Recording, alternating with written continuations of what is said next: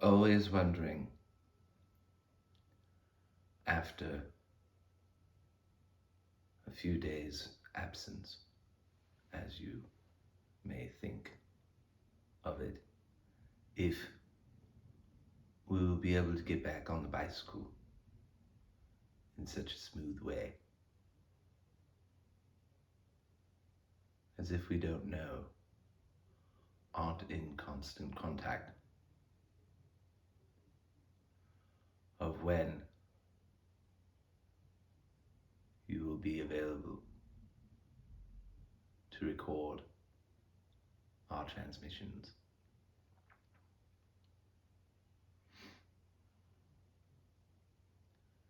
It has been a few days.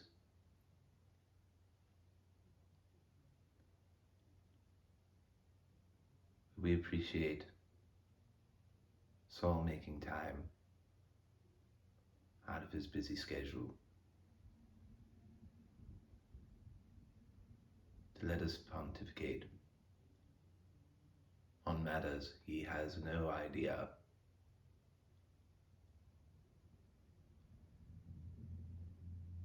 what will surface.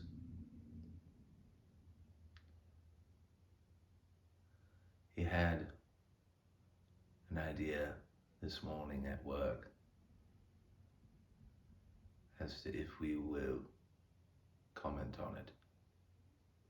But then he took a nap and woke up and forgot, and still has forgotten, and wondered if we would remember, as a kind of strange test.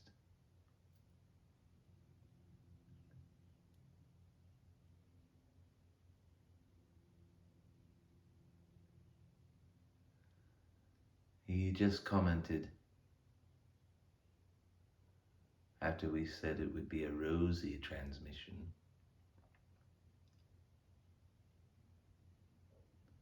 that roses have thorns, and we had to correct him and say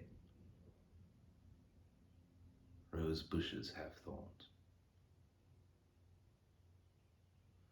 But so aligned are they that it illustrates something considered beautiful, that smells beautiful, yet has a negative aspect immediately attached to it.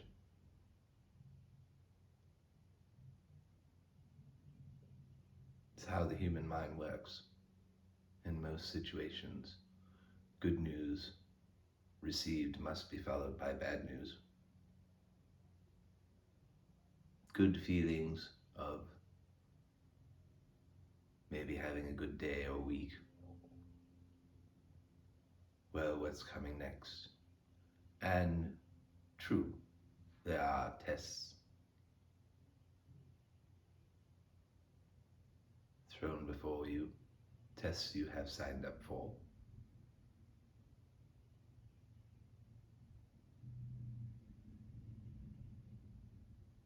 But they are not always immediately after, or the next in line.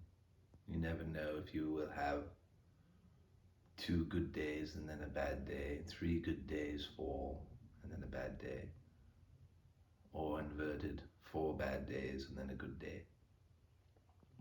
It keeps you on your toes.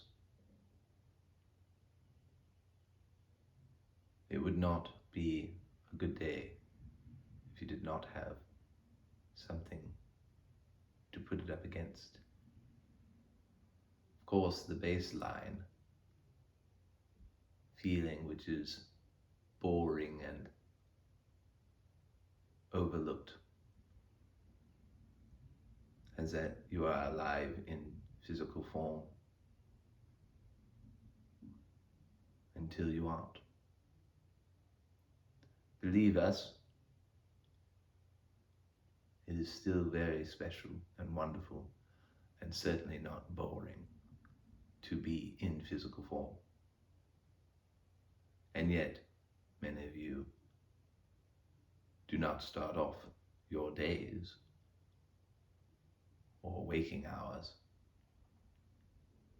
with that baseline feeling, unless recently you have faced a challenge of continuing to be in physical form and have recovered to what point you used to function at.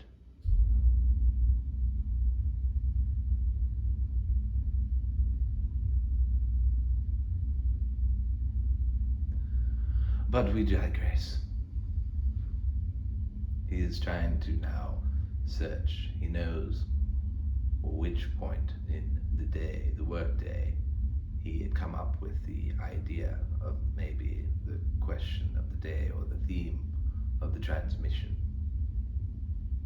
And a certain portion of us want to continue to not address it. To see his reaction, of course, he's on the verge of laughing now, smiling heavily. Oh, you sneaky fellows.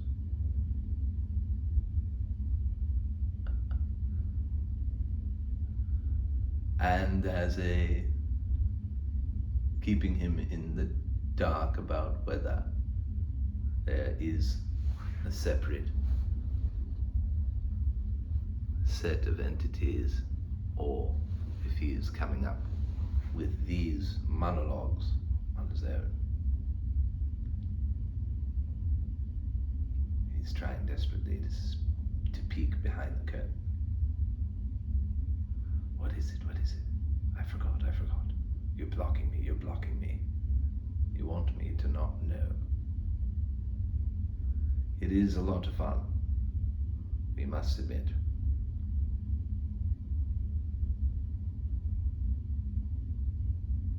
When you all get agitated for no reason, really.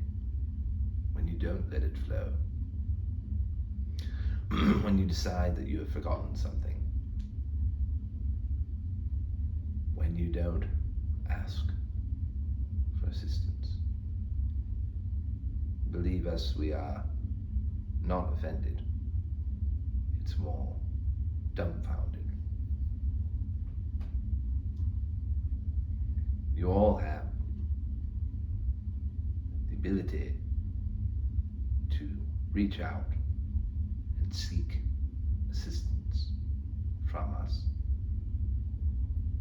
Like you reach out and seek assistance from each other. Or from professionals, which you then pay for. Or from pharmaceuticals and legal and illegal substances.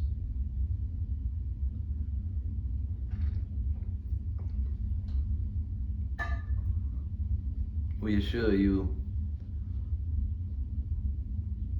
the legal and illegal substances are not offended if you don't use them.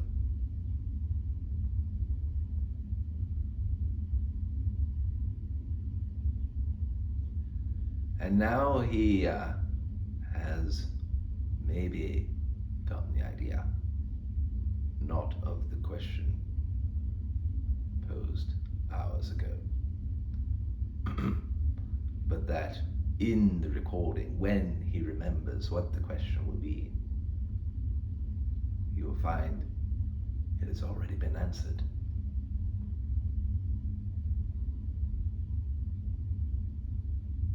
We are not cruel.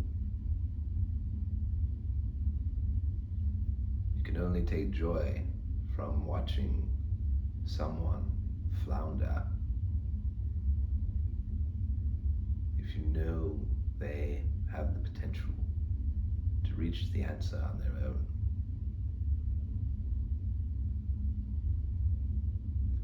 It is not enjoyable to watch someone fall down if you are not able to help them up. And any analogy off of that statement that you can imagine would be true.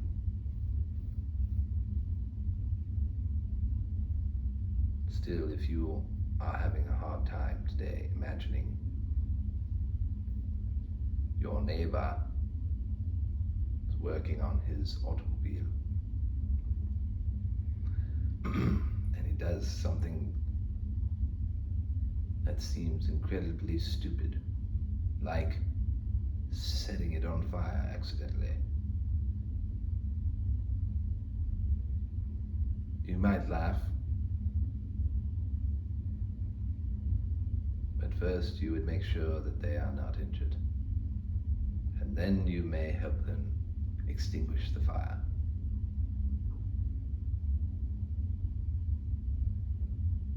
Then you might have a laugh about it afterwards, even if it's days or weeks or months later.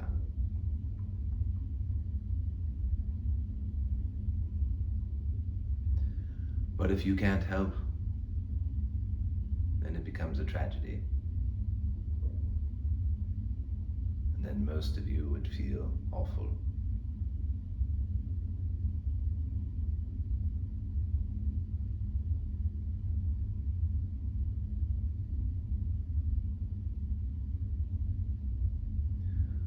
There is always a helping hand on this side for all of you. It does not require you to sit on a couch in a basement and vocalize.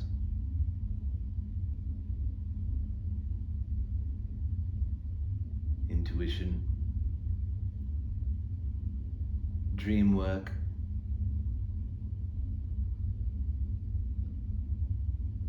naturally relaxing in whichever way you feel comfortable, be it meditation, taking a walk, dancing, playing music.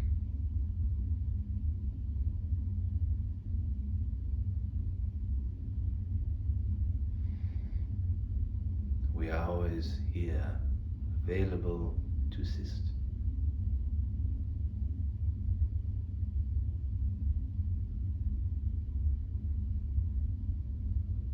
Some neighbors like to assist without being asked first, or without there being a fire. How upset do the neighbors get when that happens? Therefore, we don't try to assist when not asked.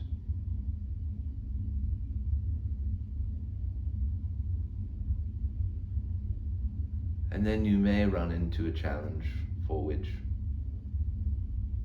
you might get burned, or worse. And you may say, where were you then? Where was God then? Why didn't anybody help?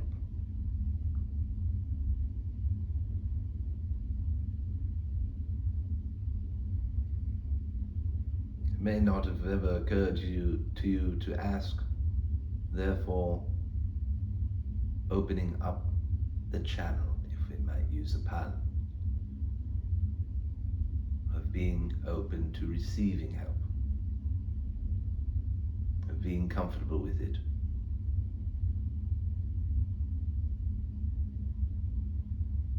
Often, the family and friends of addicts, let's say, no matter which addiction it is,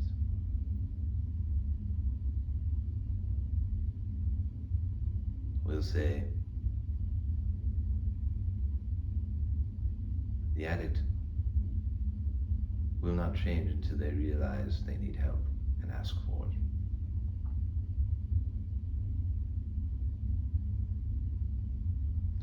And it seems like a cold reaction, especially if it's a post-mortem.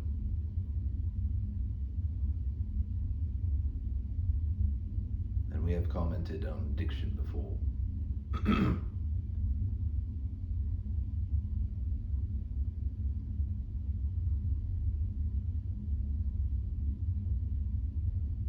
But there is some truth to it, no matter how cold it may seem.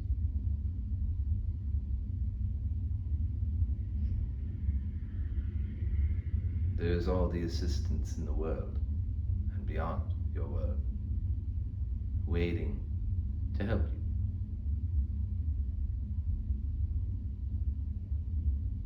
But you must get at least in the mood or idea or comfort level with being helped. You keep butting your heads against a wall or several walls, several different types of walls, and you see nothing is changing, no matter what it is. And you may even ask for help and not seemingly get it. And just maybe the person in your company one day says something that doesn't sound like something they would normally say. It may stick with you. You might, out of habit, react with, where did you get that idea? Because that is when you're not listening or seeking help.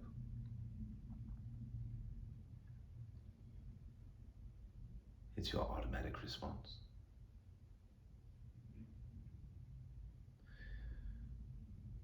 You channel us more often than you think, especially in those moments where you, as the one saying it, think immediately or later, why did I say that? I wasn't even thinking that.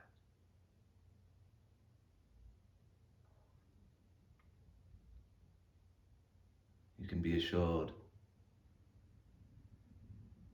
you were the vessel delivering the help that had been requested, even though the person seeking the help may have requested it a long time before.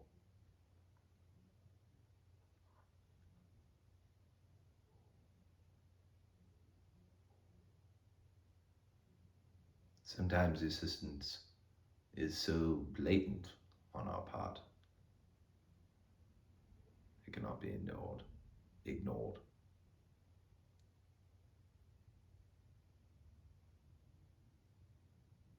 And then you might see a change in attitude, a humbling of the person whom requested the assistance. And they might think,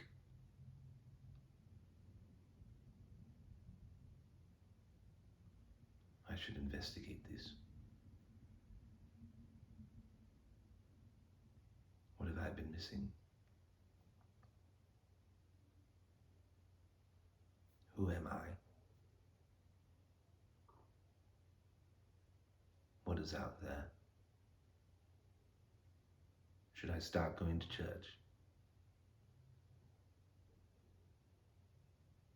Should I change up my friends or my employment, my living situation, my partnerships, my partnerships?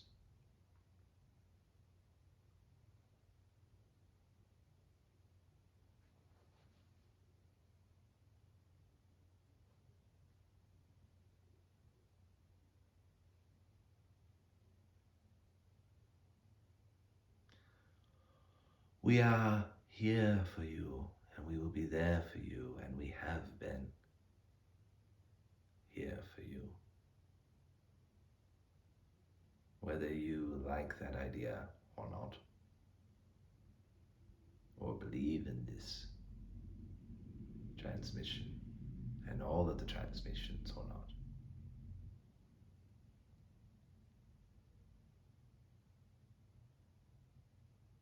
And we look forward to assisting you every day and any time you feel you need us. With no caveats, but a little caution. Maybe two cautions. One, you might not like the assistance in how it is delivered or what is delivered. And two, it might not be direct assistance, it might not be direct answers, as we've already alluded to. Because as we have said a few times already in past videos, it is always best if you come to realizations on your own. They stick longer. They have more substance.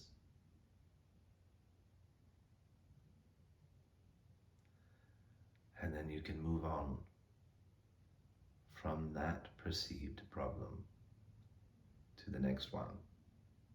And hopefully see your way through on your path, through the thorny bushes with the roses on them.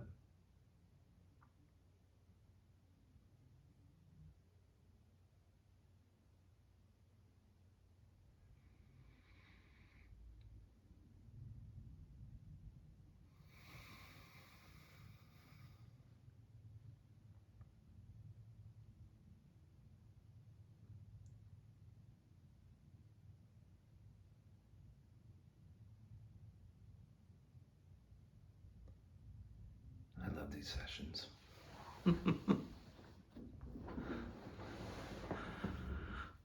Okay.